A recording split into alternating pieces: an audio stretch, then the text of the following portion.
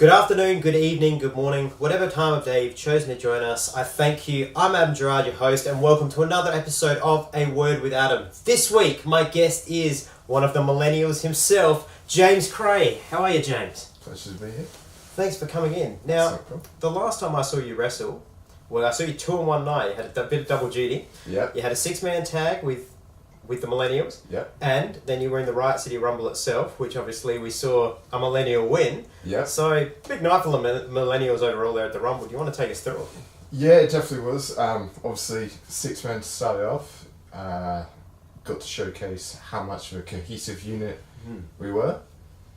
And then, obviously, in the Rumble, yet again, showing how much of a cohesive unit we were with our leader, Dean Brady, obviously picking up the win. I gotta say, I did notice that, particularly in the six-man tag, you guys seem like, have you been working on moves together? Because it seemed like you just had this gelling nature that, considering that your third man only joined the show before, yeah. Like it's...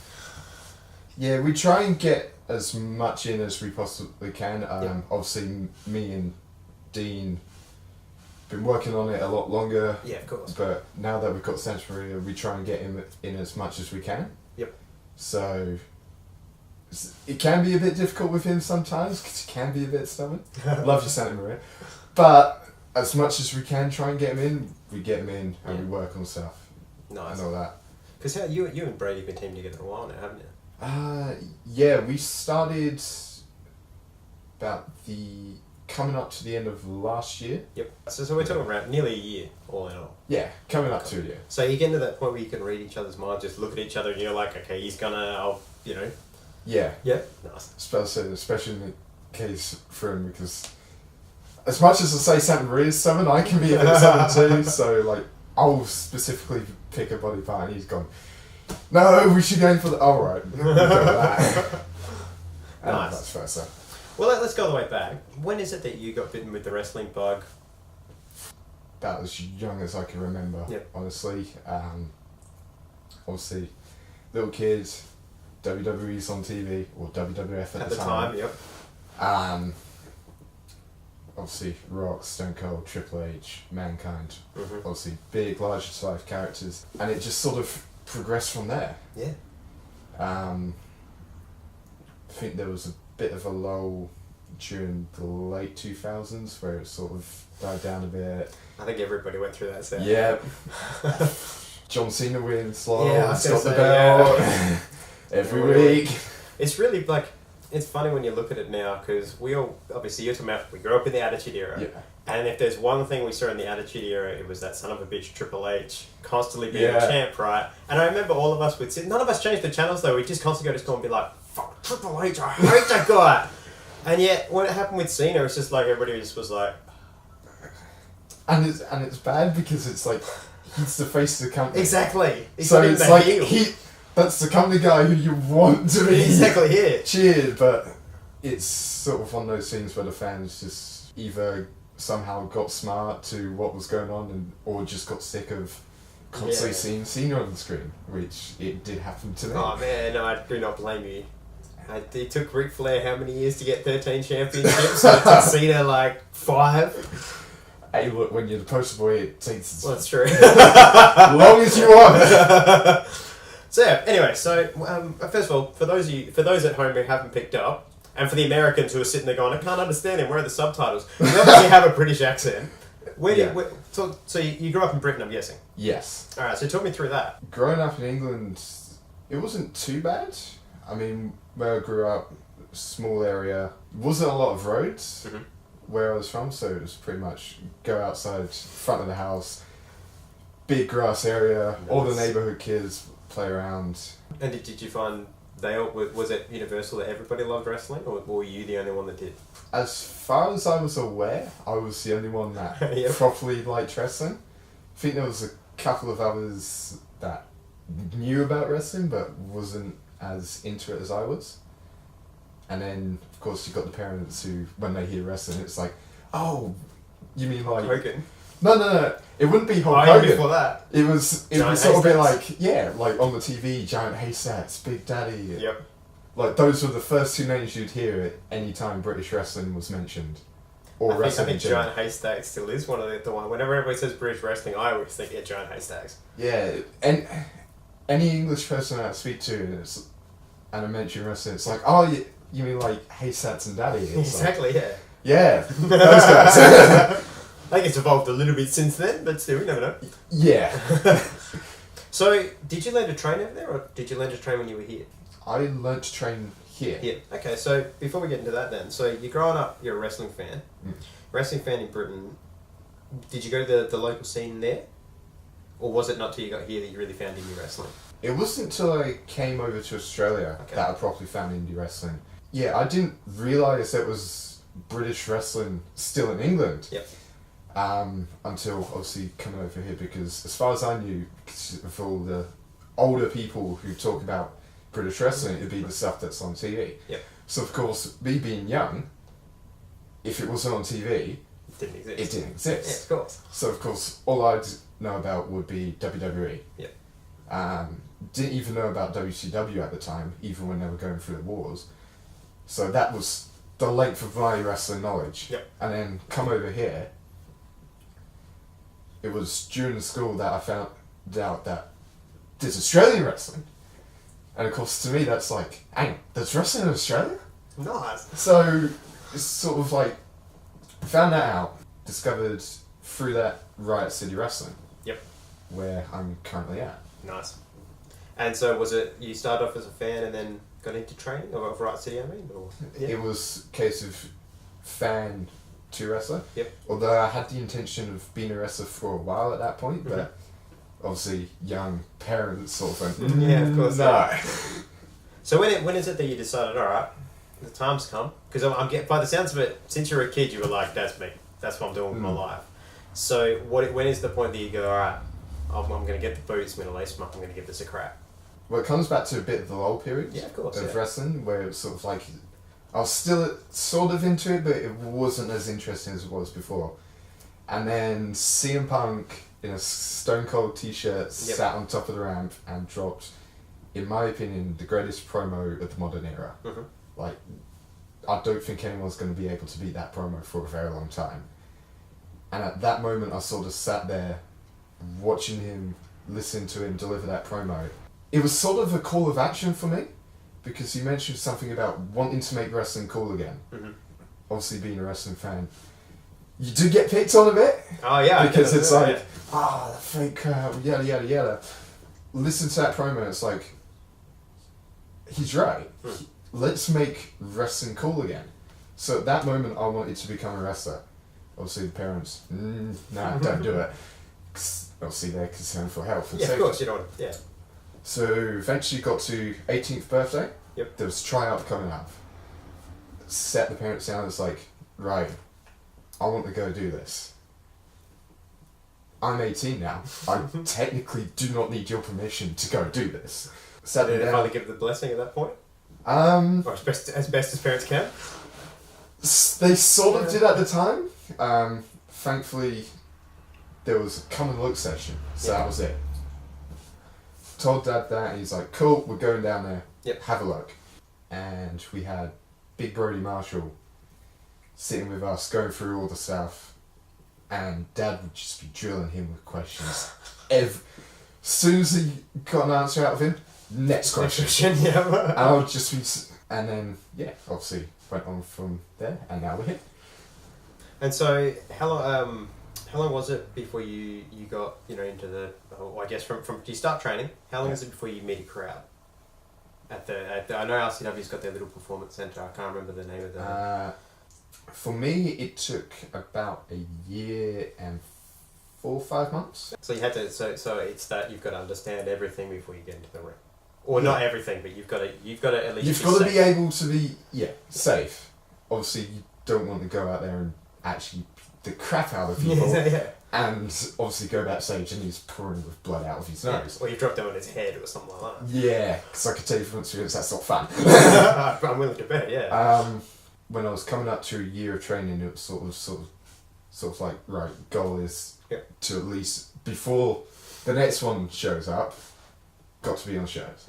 And then eventually was able to do that through one of our live events. Nice. And what was that like? First love. So tell me through your first love event. Nerve-wracking. I Literally nervous as all hell backstage. Lucky to have an opponent in Marvel. Mm-hmm. So, which was great because as one of the people training with, he was one of the ones that I looked up to because technical skill. Yeah, sure. As far as I was aware, he was the only technical wrestler that we had in the company. So I had a match with him, went through all of our stuff, got through the curtain, and it was still there. Yep. But it was one of those things where it was like back of the mind, and it was the adrenaline kicked in at that point. Adrenaline kicked in. Yeah, nice. Went through the match. Everything went well, bar one thing, which did annoy me a bit, but it was a good thing that I did have that stuff up because I was able to learn to just keep going. Yep. Which was exactly what I did. Mm-hmm. So what happened?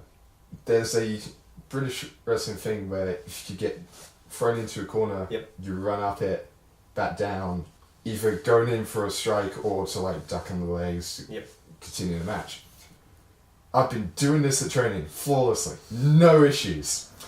First time to do it on the show, which Marvel into the corner. Right, point to the corner, everyone into it, goes through, foot slips through. Oh, no. I've gone, oh, bollocks.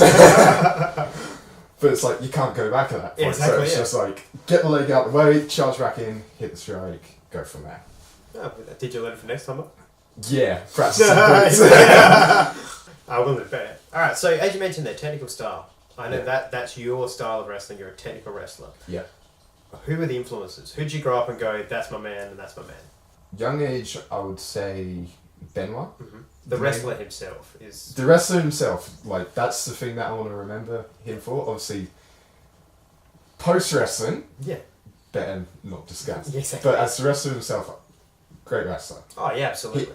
He was the main influence, I found, and then, obviously, over the years, sort of transitioned to Punk, who I thought was a good technical wrestler, but he had the character work which came out with his rebellious character. Definitely. Regal was probably a later one to appreciate, because obviously young kid, heels, boo, don't like that. Yeah, we all hated Regal, man. He was the best at his job. Yeah, but it's like fellow countryman, but you still booed him. I remember I was a Regal fan, right? I used to, and after his match I'd be like, deserved, but every time he'd come out and see his face, I'd be like, boo, you son of a bitch. And you get to the interview, you'd be like, just happen to be a fan of that guy. What the fuck? Exactly.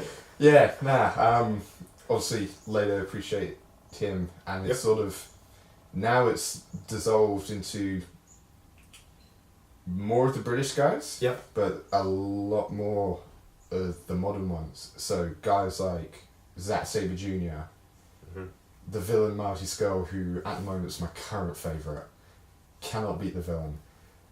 Jack Gallagher, it's another one. It's probably a couple of others. Noam Dar. Oh yeah, of course. So is that like most people that come on this show? Most of the guests I have, they're like they're either they like the Japanese style, or they're like watching the WWE product. Kind of nearly had a Vince moment there. WWE. That's okay, as long as you don't have a concept. WWE. Oh god. I forgot all about that. Why, James? Why? Because I want him back to do a thing with Rusev. You're on the money, book it, Vince. So they're either a WWE guy or a Japan guy. Yeah. You're a British guy, so talk me through, are there promotions, do you watch most of the British promotions you can find, or how do you go about being a fan of that? Pretty much try and watch any that I could find. Yep.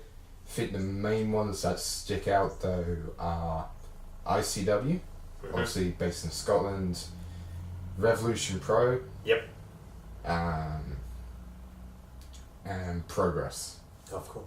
Progress, massive fan at the moment. I think most people that aren't watching Progress should be. It's great. I only have, like, between all the crap I do and all the wrestling I try to watch, Progress is the only British one I really get time for. Yeah. It blows my mind how good some of those guys are. Yeah, and I think Progress is the best company at the moment because they actually showcase the British talent I'll give you an example being Jimmy Havoc. I think they have made that guy a star. And all it did was to put him in a story where he'd go in there and try and be a proper wrestler because he had a deathmatch background. But the company were like, deathmatch, deathmatch, deathmatch, until eventually the guy snapped and went, I came here to be a proper wrestler, but you put me in all these deathmatches. Fuck you. I'm going to ruin your fucking company. And that's what he did. Because the very next night, he had a clause for a title match. Literally beats the crap out of the champion, cashes in said contract, doesn't get the refs to count it. Guess the crowd? No. Doesn't get the crowd. The owner is always standing at ringside Nice. because he does the announcing. Pulls him into the ring and gets him to count the 3. And stares a hole through him as he does it. That's nice. If that doesn't scream biggest fucking heel in that company, I don't know what does. And so now you got fans were paying to see this guy's head ripped off. Yeah. I was about to say, if you could get a crowd chanting, Jimmy, you're a cunt, clearly you're doing something Yeah, doing something right. Exactly. Yeah, wow, that's pretty good. Yeah. Like, Nice. That's the best example of, like, them showcasing British talent. And so how do you try to translate what you see from the British stuff into your own style and try to incorporate it into the Australian hybrid of everything in the world in one ring? Do the generic... Well, I say generic, but, like, the technical wrestler, pick a body part and just work the living crap out of it. Yeah. Which for me, watching guys like Zack Sabre Jr., who I do get a bit of flack backstage for being, you're trying to be Zack... I'm trying not to be, but it's a lot of his stuff is... It's very hard to say you're the one. Well, he's the big name Yeah. out of the lot that does it. Like I said, there's many others, but he's the big... Like, if I could be half as good as Zack Sabre Jr. by the time I'm, like, hanging out the boots going, had a good career, I'd be happy. Yeah, exactly. But who knows? But the stuff he does is the best example because it just be straight into chain wrestling. Strike. Keep going with the chain wrestling. Down to the ground. Submission. Something with the crowd. They get out of submission. Okay, reset.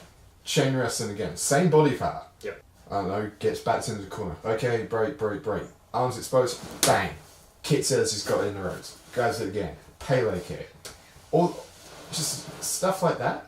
I try and incorporate as much as I can. So it's almost a logic. You're trying to bring a logic in where it's like, okay, well, let's say the arm, right? So you go, okay, well, any person that's down, whether they're a fan of wrestling or whether that's the first show they've ever seen, they're going to know, well, if somebody spends 10 minutes just booting the shit out of my arm, it's probably going to be useless. It's going to hurt. It's going to be useless by the end of the match, and then when you do lock it into something, you're just going to go, fuck, get me the fuck. I want to go home at this point. I've had a bad day. I want some Epsom salts. I want to go home. Yeah, I would still like my arm back. Exactly. Yes, I would like to be able to use this tomorrow. It's my wanking arm. Put it down.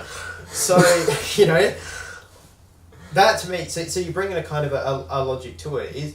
Is there a particular body part you like to work, or is there, like, I know you've got a very diverse moveset, but you must have particular moves you like doing, so is there a particular body part you like to work to try to get? Funnily enough, it's mostly the arm. Nice. So, I think, I always go into a match thinking, obviously the arm's the easy choice for me, because there is a hold that I like using later on in that match to get the win. Yep. It's called a bicep cutter. So it'd be like, okay, X, Y, Z moves to get to that point. Be something as simple as just get them to the ground, knee on their head, and just arm up. Talk. Finger. The fingers, yeah. And just go through all of them, down, stomp. They go off. Real basic stuff like that I find gets the job done. Especially the crowd, because unless people haven't noticed, I am a bad guy. Real. So I find it really easy to do not a lot, but it still achieves the same effect. I mean, to the point where it's like, okay, opponent's on the ground, foot on the hand, and just stand there, look out on the crowd. This is your guy? Bang! They go off. It's like, Yeah, perfect. he can't do anything. Yeah, exactly. So, obviously, as you say, you're pulling the fingers back, you're working this arm, you're making the crowd go, oh, I know that's going to hurt. Yeah. And obviously, as you say, you're setting up for your finisher. Makes logical sense in the match because you know that's how you're going to end the match. In your mind, like, logically, if that's your hold... Yeah. It's like the ankle lock. Why would Kurt Why would you avoid going to that hold? Why would Kurt not work the leg? Like, why would he work the whole arm and then go, I'm going to lock in the ankle lock now? It doesn't make any bloody sense. No, it doesn't. So what is it that, I guess, how is it that you train? Like, outside the ring, you've got to do, you know, obviously your weights and your cardios and things like that. How is it that you train to be a technical submission wrestler?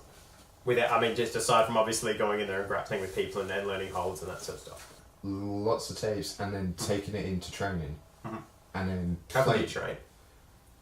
I train 3-4 times a week. Yep. 3 times during wrestling. 4th one's for martial arts. Mm-hmm. But majority of the time for me it'd be training during the week, lots of footage. Mm-hmm. Find something like, go, okay, take that to training, play around with it, see if it works, see if it doesn't. If it doesn't, out. Yeah, exactly. If it works, okay. Now how do you work it into this match? The match where you get the most effect out of it and it still makes sense. Mm-hmm. Because obviously you don't want to do some big flying armbar like first thing in the match. Yes, it doesn't make sense. First move out is just some ridiculous flying armbar, tap. Done, yeah. Yeah, that's exactly it. Yeah. So, okay, so obviously initially when you trained to be a singles wrestler, I'm guessing? Was that your initial mindset? The initial mindset was, the singles wrestler. Okay, so you build up an arsenal of, you build up your repertoire and you're like, yeah, and then you become a tag team. Like, yeah. Is there a change in mindset when that happens, or do you just distinctly go, oh shit, now I'm only going to be able to do half this stuff I've learned, I'm going to pick up my top whatever, or do you work ways to blend them together, I guess? My view on it is trying to work it so it blends together. Yep. Obviously, when your team initially started off, it was me and Dean. Mm-hmm. So, for me, I knew I had the technical stuff. Yep. I know Dean had some technical knowledge, but he would be more known as the power guy. Yeah. So obviously at that time he was just like, suplex! Yeah, goodbye! Exactly, yeah. So it was, for me, it was working out, okay, what would be technically beneficial for me in a match, yep, but at the same time still allows him to get all of his stuff in. Mm-hmm. Because obviously there's no point me beating the crap out of one body part and then him go to something else to set up suplexes. Yeah, to suplex somebody on their head when you've just worked the knee for like 15 minutes. Yeah. Yeah, exactly. Like, unless obviously the suplex is just something quick and easy to be like, no, not allowed, bang. Or it's a transition into something where he's suplexing him so you can bridge into a leg bar or something as well, and then the dude's just gone or something like that. Yeah. Yeah, exactly.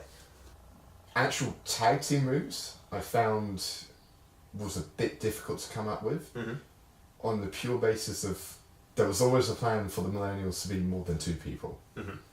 That was always going to be the plan. We didn't know who's the man 100% who that third person would be. Obviously now it's Santa Maria, but at that time I didn't know. Yep. So for me, I couldn't go into training and think, sweet, I've got this awesome tag move, it'll be brutal, yep, kill him instantly. He could do that. Yeah, he could, but then we could have had this nice move where Dean does some big powerful thing, I'll do whatever. But then if we recruited, say, someone like Tuffy Calhoun, who debuted recently, he's a small guy. Yeah. We can't do the exact same move because obviously he's you about can't suplex him, exactly. 5'5". But then the other problem is like you can't come up with something that would then work in, say, that scenario, but then you throw Dean in there and it... Well, yeah, you say, for instance, you're going to go high flyer, so you go, cool, I got like 8 moves that work in high flyer, and Dean's just like, that's great, bro. Yeah. I can't do that. Mate, even like if I get a cross body. Yeah, like, that was the dilemma I had, because it's like, I knew that was obviously his end goal. Yep. And then, like, obviously I was cool with being the team player. Yep. But it was sort of like, need to know who on earth the team partner is, so I could go, right, game plan. Mm-hmm. Yeah. And that's where, I mean, you know, I guess the things you talk about, like you've built this moveset with Dean now, you're obviously going to build one with Santa Maria if you go with him. The great part about that is that as a fan and as for those fans in the audience, they'll still know that, okay, well, he does the suplex with you, you know, they'll know your combinations, so that if those matches do happen, you'll get these massive pops for these things they haven't seen in 6 months and stuff like that. Yeah. Well, so, obviously, not so much pops on the crowd. You go, yay, we're going to see that again. That's true. Yeah, valid. GDs is true. Yeah. Let's go back to our time period. Did we ever want to see Triple H win? No. But there was always a pop for that fucking pedigree. Oh yeah. Always. You go into. Bastard! Stop having such a cool move. Exactly. Like, God. You obviously watch a lot of British wrestling, like we talked about. Yeah. How is it when you go into the gym and you go, okay, I've seen this move, and the guys you're talking to are just like, the fuck? Yeah, pretty much like, what the hell are you talking about? Yeah, because I get that a lot. It's funny because people approach me for knowledge on that sometimes, and it's sort of weird because I still consider myself one of the newer guys. Mm-hmm. So it's weird for me to be approached by other people and be like, hey, could you teach me a couple of things in chain? And it's sort of like, yeah, okay. It's going to be a compliment though at the same time. It's going to make you feel good. It is a compliment, but I don't know. It still feels a bit weird getting approached with that. A majority of my stuff that like I see and go, oh yeah, that's cool. It ends up going into chain. So like, I get you. So we'd be like, right, bang into whatever, and I'd be like, get bored. And it's like, oh, I'm gonna try this. What the hell are you doing? While I do get the occasions where people do come up to me and ask, hey, can you teach me some chain stuff? I do get the occasional people who are sort of like, get stuck with me doing chain wrestling, and it's like, oh god, what the hell is he going to pull out this week? Is it chain's your favourite, I'm guessing? Yeah. Yeah? I enjoy chain. So see, it's great because it's the start of the match as well, that you mostly see chain wrestling. Mm-hmm. Mm-hmm. So for me, that's like, it's easy to get the story in of, it's like, okay, target the arm, or target the leg, or target the head, stuff like that. And because I've got X amount of moves for each part, it's like, be backstage going, cool, I'm going to target this. Go out there, lock up, into whatever, and just go from there. And I know what I'm doing. Yeah. And then I'll pull something out that they don't expect, and it's like, I don't know what I'm doing! So you've got your group, the Millennials, who are obviously leading big places. Dean's just won the Rumble. Yeah. So you guaranteed his title shot along the line. Seems like there's big things in play, obviously. Yeah. What is it that you want for the next 2-3 years with James Kray in the ring, and what are your goals and your checklist for the next 2 or 3 years? Probably looking at the new tag belts. Yep. Oh, I don't blame you for that. Obviously, unfortunately, we got knocked out by the Bestos. That's just a tournament. Yep. There's obviously 2 or 3 years down the time, there won't be no tournament. So, obviously, the goal would be trying to get the Millennials in a position where we are the tag team champions now. Of course, yeah. I would love to be in RCW Championship contendership. Mm-hmm. The odds on that happening, being realistic, it's not going to be in 2 or 3 years. Yeah. Maybe 5, 6, 7? Who knows? Mm-hmm. I would like to start taking the Millennial brand outside of RCW and tour it and stuff like that. Is WWE an endgame? I'd hope it is. Yeah. Well, I'd say I'd be happy if I spend the rest of my career in Riot City. You'd be content to spend. I'd be content. Yep. But my view is I would go as far as I possibly can. Yeah, of course. So if I miss out on WWE, that's fine. If I miss out on TNA, New Japan, all that, that's fine. Would I like to go to WWE? Of course. Who wouldn't? Yeah, of course. That's like the big game in town. You'd be stupid to pass it up. Yeah. Do you want to do a tour in progress or something like that, like a British tour? I'd love to go back home and wrestle. Progress would be one of the stops. Yeah. And what's it? WAW. Mm-hmm. I've got family who are near in Norwich, so like it'd be convenient for them, so they would actually get to see me wrestle. You're still very early in your career, so Exactly. there's no point writing that stuff off because It's obviously, like I said at the start, the goal was got to be on the show. What I was told by management at the time was, James, your skills perfect, like safe, you're good, everything. The only problem you have is because you're skinny, the crowd might not believe you. Yeah.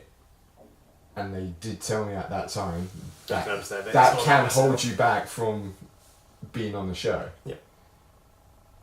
Which obviously that's like, oh crap. Because obviously, like I said, the goal is to be on the show. Yeah, of course. At that time, of course, my focus was getting skills right. Mm-hmm.